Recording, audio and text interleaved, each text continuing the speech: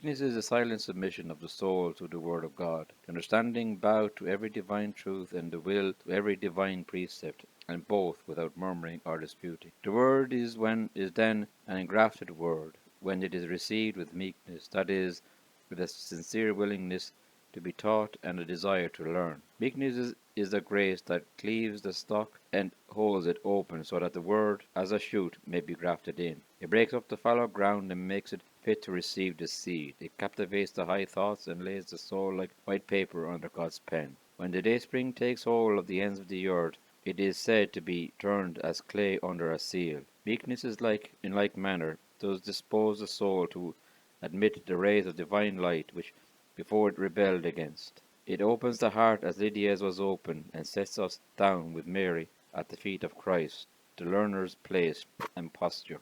The promise of teaching is made to the meek, because they are disposed to learn. Meek he shall teach his ways. The word of the God is gospel indeed. Good tidings to the meek. They will entertain it and bid it welcome. The poor in spirit are evangelized, and wisdom alms are given to those that with meekness wait daily at her gates, like beggars wait at the post of her doors. The language of this meekness is that of a child Samuel. Speak, Lord, for your servant hears.